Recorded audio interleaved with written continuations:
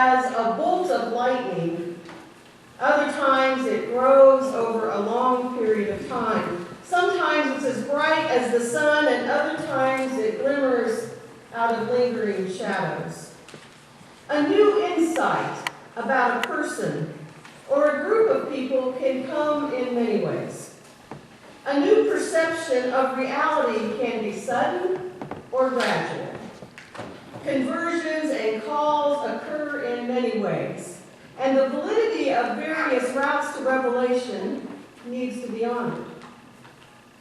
It's important not to lose sight of the fact that the writer of our text for today is Saul, who became Paul, the once persecutor of the church, transformed into its most zealous apostle. When Paul writes about the ability of Christians to see things in new ways, he probably had in the back of his mind that experience on the Damascus Road, where he was transformed forever. From the perspective of his religious tradition and the dominant culture, Jesus was a criminal, condemned and put to death. After his conversion, Christ was for Paul the crucified and risen Lord. Not only was this Christ to be viewed differently, he provided new light by which all persons and groups were to be seen and understood. Until this new perception is possible, maybe one can't be fully Christian. The inability of so many to gain new insight results in unending alienation of individuals from one another and in hostilities between groups that result in interminable hatreds. Too many, perhaps the majority of humans, tend to find it all but impossible to get beyond our accepted views of their culture. What we have always believed is what we continue to believe. It's hard to take in new information, change and transform our views about someone. It's easier to add up everyone's points and determine where we stand in relationship. Paul's word to the Corinthians required giving up old labels. It's hard to do. I mean, they're so handy after all. Good guys and bad guys, friends and enemies, orthodox, heretic, conservative, liberal. Paul's word is that old ways of seeing things and responding will no longer do. It's kind of a you didn't know what you didn't know situation. Maya Angelou talks about that. She says when you know more, then you do better next time, right? That's a pretty big paraphrase of what she said. But basically, when you have more information, then you can take on a new perspective.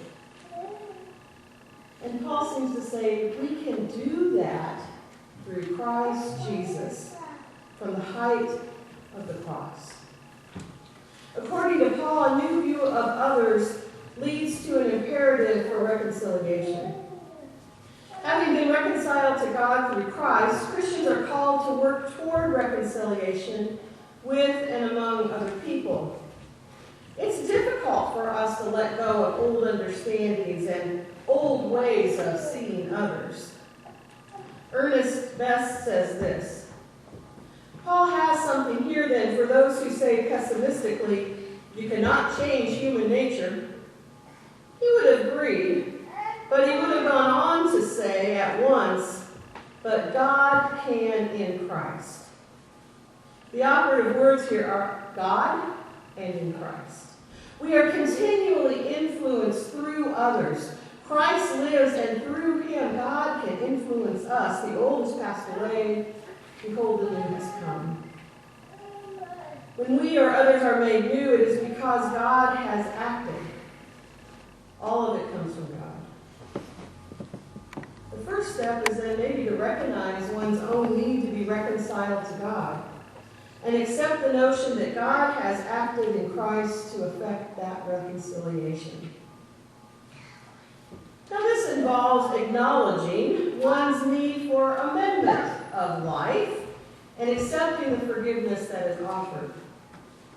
Then another person with whom one needs to be reconciled may not be seen simply as an adversary, but as another sinner for whom Christ died. God's act makes possible for us to be at one with others and to seek their reconciliation to those with whom we have been at odds.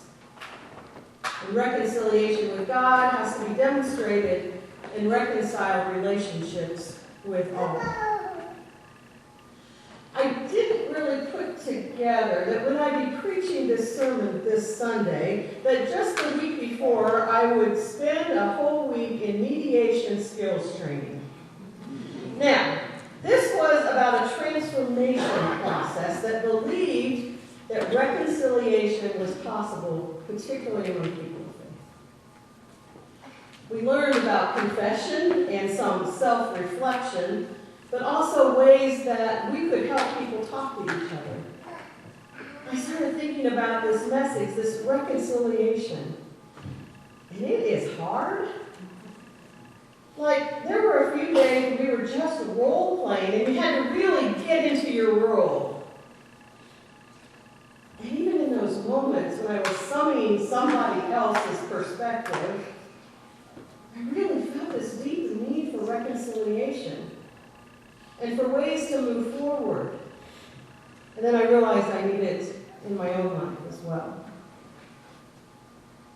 The gift we have from God is God's own point of view, a way of seeing others in a new way. And it's really hard work. I remember in the congregation I served in Northern California, I was a young and kind of sassy minister, as we often are when we come out of seminary. I remember encountering this woman in the choir, a choir woman, a lot older than I am, probably older than my mom. And she and I, it quickly became clear that we had very different perspectives on most things. Politics, theology, how things should happen in the church. And it was real easy for me to feel inside myself this separateness from her. What time gave me, though, maybe some prayer too along the way, was this point of view that God saw her as one of God's own children, and that maybe I could see her that way too. I would never tell you we became best friends. Would that be a great ending to the story? But I think we grew to appreciate each other. We still didn't agree on lots of things, but we could see each other through the eyes of Christ. Paul says we are to be ambassadors for Christ. I love that phrase, an ambassador for Christ. It's a great word, and in Paul's day, it had at least two different meanings. One was, in the imperial provinces, the ambassador was the emperor's representative. He was the citizen's direct link to Caesar. So then, the word in the first place kind of paints this picture of a person who had a direct commission from the emperor. And Paul regarded himself as commissioned by Jesus Christ to connect people to God. Also, in countries seeking to become providences, 10 ambassadors we sent out on behalf of the Senate to determine the boundaries, the rights, the terms, the constitution by which these residents would become a part of the Roman Empire. These envoys were responsible for bringing others into the family of the Roman Empire.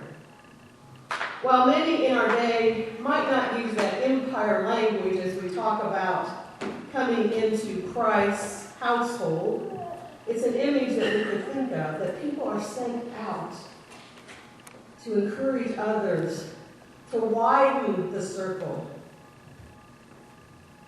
Today, maybe when you think about ambassadors, you think about ambassadors that this country has and other countries have, where we go to other places that are foreign and try to learn more about what is happening in a different culture, in a different place, trying to bring peace and reconciliation with one another. When we serve as ambassadors for Christ, we represent Christ and speak on his behalf. We become the voice which brings the message of Christ into the human situation. How we represent Christ to others is crucial. Are we credible? Some would say that one of the reasons, maybe, why fewer and fewer people are attending congregations on Sunday mornings is because Christians have lessened their credibility with their own actions. Do people understand more about God's love because of our actions and words? If we claim the name Christian, then Paul says, we have no choice but to be ambassadors of the good news. And how well we do this job is up to us. Paul wrote elsewhere about faith, hope, and love, declaring that the greatest of these is love. Why? Maybe because for Paul, he saw faith as rooted in the past, in a sense, in the reliance of what has happened before through the ages of God's present. And you recall, and that builds on your faith.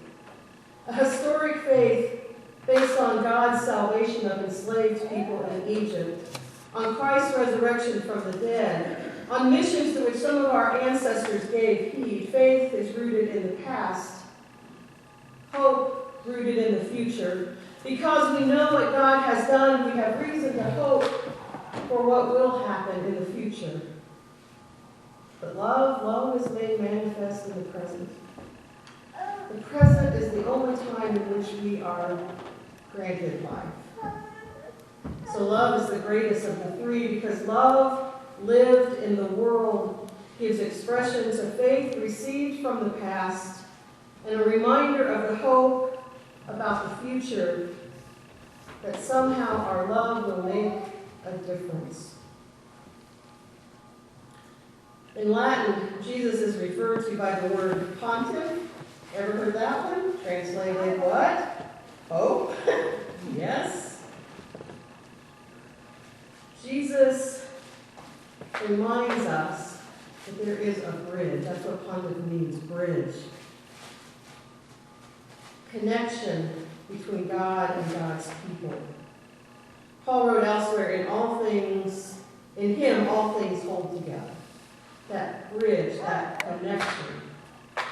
When we live new creation lives, then we have to have this adequate bridge from the past to the present and from the present to the future so we're not stranded in any one place.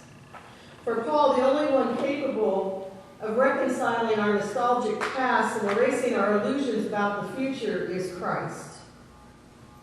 His ministry of reconciliation sets past and future in their proper perspective so that the present may be empowered by and for the gospel. As Christians, we're invited to see things differently than ever before. Paul had this perspective as he walked along that Damascus road and everything changed. That makes it possible for us to change as well, to see things in new ways. The power of the gospel frees us to act in unconventional ways. Do you remember the Disney movie Angels in the Outfield? I love movies and I love baseball, so of course this is, a favorite. If you haven't, it's the story about how people's lives are changed when they encounter hope. That hope comes to each of the characters in a different way. All of them are changed people and able to see life differently than before, and you can do that in 2 hours. A young boy, Roger, is able to see angels at work with the baseball team, but no one else is able to see them. And because he's unsure about what is happening, he has a late-night conversation with his temporary foster mom, Maggie.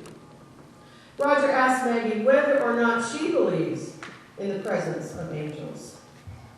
She says to him, "I believe in the possibility of miraculous things happening. That's what makes every day of our lives worth getting up for." Maggie's words hold wisdom and hope. She knows that there is each new morning the possibility of something wonderful happening. She believes it's possible to see things in a new way like we never have before. God, working in Christ, calls us to be new creations, full of hopeful possibilities. We are people called by Christ to do Christ's work of reconciliation. We are the ambassadors, the ones who bear witness to good news. We are people who proclaim that resurrection is possible and that new life is waiting for us too. So be swift to embrace our Christ who makes all things new, including people just like us.